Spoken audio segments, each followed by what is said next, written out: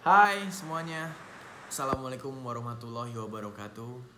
Ini adalah statement atau sudut pandang saya pribadi terhadap fenomenal yang saat ini tren di sosial media mengenai berbagi melalui sosial media Instagram dengan cara kita DM menceritakan keadaan dan kebutuhan, ataupun melalui kolom komentar menceritakan keadaan dan kebutuhan kita sendiri dan berharap mendapatkan bantuan. Saya pribadi, saya sangat appreciate terhadap seseorang yang melakukan berbagi kepada sesama. Dan di agama saya pun diajarkan bahwa ketika kita berbagi terhadap sesama, berbagi terhadap fakir miskin, berbagi kepada orang yang membutuhkan, insya Allah itu adalah perbuatan yang sangat mulia dan banyak pahalanya. Kita sepakat di sini ya. Tapi kita harus tahu juga caranya bagaimana. Apakah caranya dengan tren yang saat ini terjadi, kalian menceritakan dulu kebutuhannya? Sorry itu saya ada yang bilang, "Bang, saya butuh popok anak. Bang, saya butuh buat bayar listrik. Bang, saya butuh buat bayar tagihan letter saya, Bang.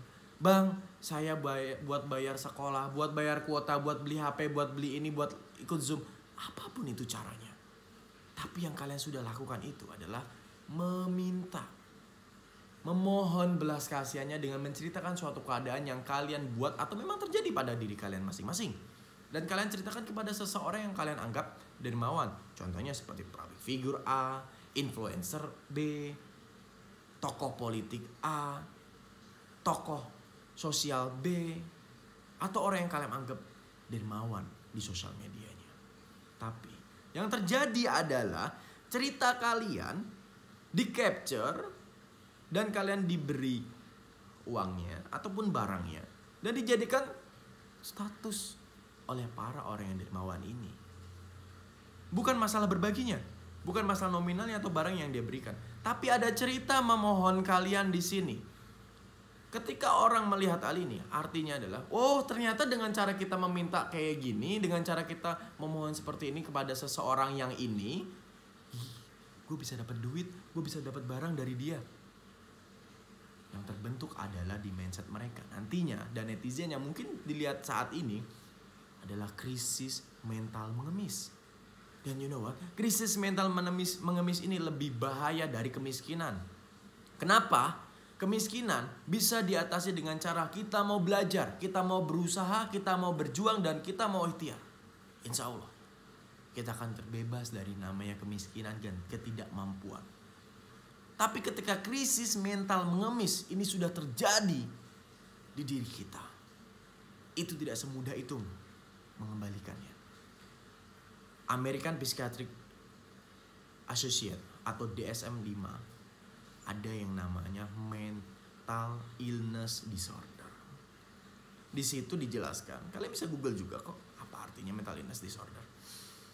Suatu gangguan jiwa yang dapat mengganggu diri kita masing-masing, dapat mengganggu jasmani kita, dapat mengganggu fisik kita, dapat mengganggu pola pikir kita.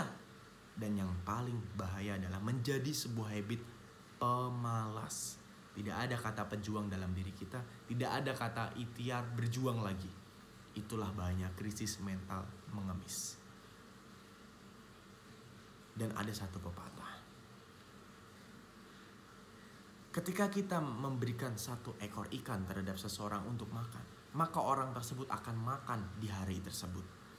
Tapi ketika kita mengajarkan bagaimana caranya menangkap ikan dan menjala ikan, orang itu akan makan seumur hidupnya ketika dia berhasil melakukannya. Yang perlu digarisbawahi adalah, ketika kita pengen berbagi, ya jangan di sosial media sasarannya.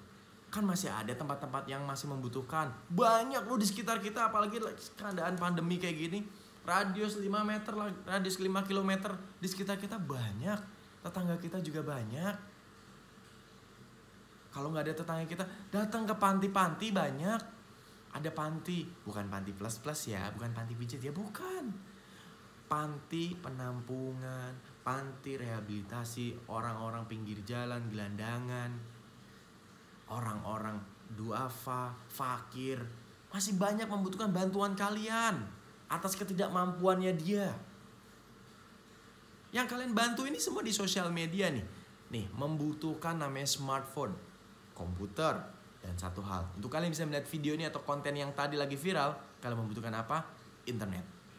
Bagaimana kalau kita menggunakan sosial media kita, handphone kita, internet kita untuk belajar, berjuang, tanamkan mental berjuang kita, tanamkan mental untuk kita keluar dari permasalahan ini.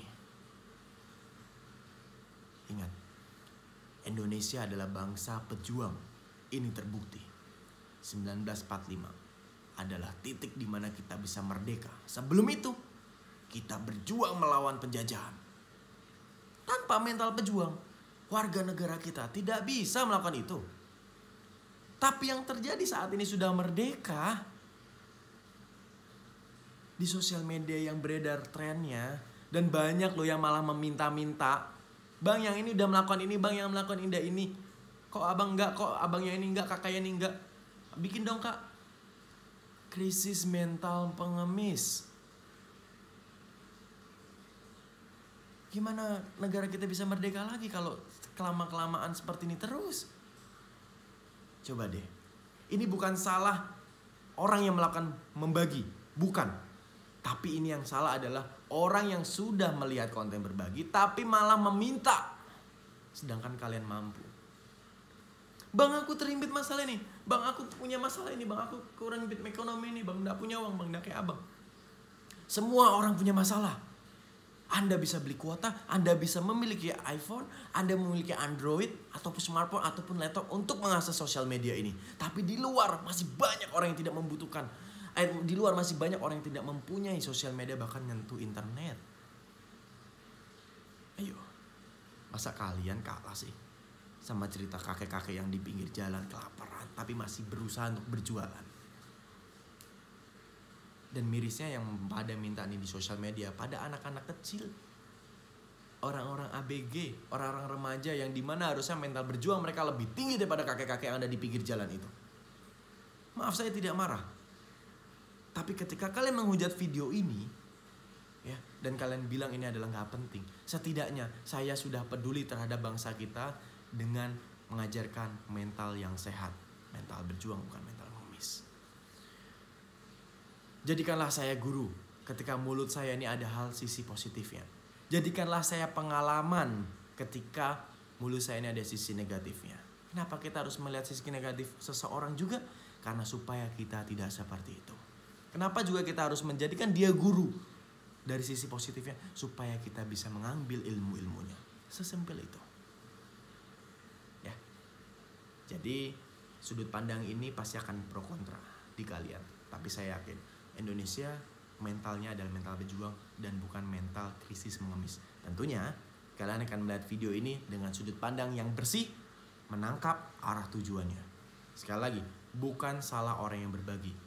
Berbagi adalah suatu hal yang baik, ya. Tapi juga ada kutipan hadis bahwa ketika kita terbiasa meminta-minta dan kita menerima barang dari yang kita minta-minta, kelak kita tidak akan membawa daging itu. Cari tahu sendiri, ya.